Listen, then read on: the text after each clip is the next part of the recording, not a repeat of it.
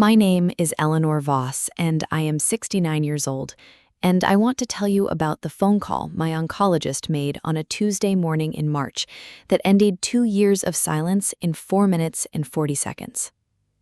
I was diagnosed with breast cancer in the spring 2 years before that call, stage 2, treatable, the kind of diagnosis where the doctors use words like manageable and caught it early and you have good options, the kind that still turns your world into something unrecognizable overnight. I sat in the consultation room with my coat in my lap and a leaflet about treatment timelines on the table in front of me, and I thought about who I was going to call first. I called my son Daniel. He is 39 years old. He lives 40 minutes from me. He has his father's eyes and his grandmother's stubbornness, and for the first 37 years of his life, he was the person I would have called in any emergency without thinking twice. He answered on the second ring. I told him. He was quiet for a moment. Then he said, "Mom, Diane thinks you've been a little anxious lately." He said, "She thinks maybe you should talk to someone before you start making big medical decisions." I said, "Daniel, I have breast cancer." I said, "This is not anxiety." He said he would talk to Diane and call me back. He called back 3 hours later. He said Diane had done some research. He said a lot of women experience symptoms that feel serious but turn out to be far less significant once properly evaluated. He said maybe a second opinion before committing to a full treatment plan. I said, "Daniel, I have already seen 2 doctors." I said, "I start chemotherapy in 11 days." He said, "Okay, Mom." He said, "Keep us posted." He did not come to the first appointment. He did not come to the second. By the 4th session, I had stopped saving the seat beside me. I want to be precise about what those 2 years looked like, because I think people imagine it as a dramatic, ongoing argument, and it was not that. It was quieter than that, and in some ways that made it worse. Daniel called on Sundays. Not every Sunday, but most of them. He asked how I was feeling. I told him the truth. Some weeks were harder, some were manageable. The fatigue after certain sessions was significant.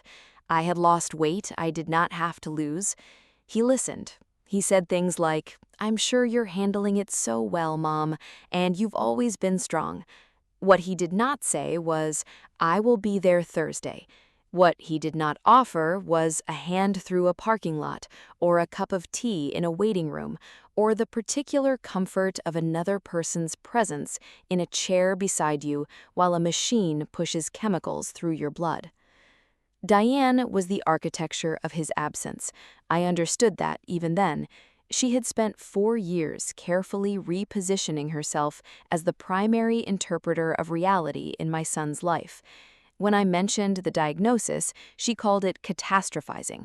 When I described a difficult treatment session, she told Daniel I had always been dramatic.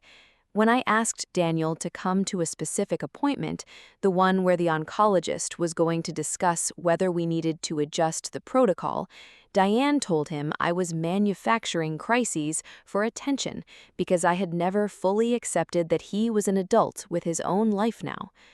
Daniel believed her. I do not say that with bitterness anymore.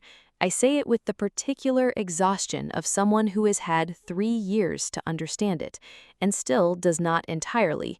He believed her because it was easier, because the alternative, that his mother was genuinely ill and sitting in a hospital alone while he chose his wife's interpretation over her reality, was something he could not metabolize and keep his life intact, so he chose not to see it. I drove myself to 26 appointments. I parked in the same structure each time. I learned which nurses remembered my name and which ones were newer. I brought a book I never read and a thermos of tea that got cold. I made it work, because making it work was the only option I had. The call happened because of a form.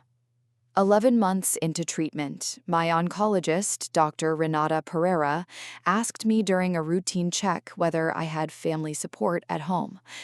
I told her the truth. I said I had a son, but that he had been largely absent during treatment. She asks me if I wanted to speak with a social worker about support resources. I said no. I said I was managing. She looked at me for a moment in the way that doctors look at you when they have decided to remember what you said. 4 months later, my treatment protocol changed. The cancer had not spread, but Dr. Pereira wanted to adjust the medication and discuss a second procedure. She asked again about family support.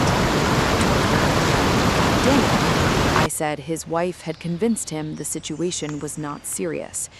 Dr. Pereira set down her pen. She said, "Mrs. Voss, would you be comfortable if I reached out to your son directly as part of your care coordination?" She said, "Sometimes it helps to have medical information come from the clinical team." I said yes. I said yes before she finished the sentence. She called him on a Tuesday. I was not in the room. I do not know the first words she said. What I know is what Daniel told me later, that she introduced herself, stated her credentials and her role in my care, and then calmly and factually described my diagnosis, my treatment history, the 26 appointments I had attended without a support person, and the current adjusted protocol and what it meant for the next 8 months. Daniel said he did not speak for 4 minutes. He said he kept trying to form a sentence and could not. He said Dr. Pereira waited. She did not fill the silence. She let him sit in it. He called me 2 hours after Dr. Pereira's call. I was in the kitchen. I saw his name on the screen and I sat down before I answered because I knew from the timing that it was not a Sunday call. It was a different kind of call entirely. He was crying before he spoke, not the quiet kind, the kind that comes from somewhere a person has been holding closed for a long time and that has finally found the pressure point it needed. He said, "Mom." He said it twice. Just that. I waited. He said, "Why didn't you tell me how bad it was?"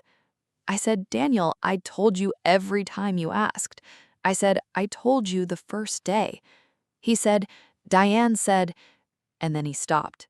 He did not finish the sentence. I did not finish it for him. I said, "I know what Diane said." I said, "I know because you told me each time, and I had to decide whether to fight the narrative or survive the treatment, and I chose to survive the treatment." He was quiet for a long time. Then he said, "I am so sorry, Mom."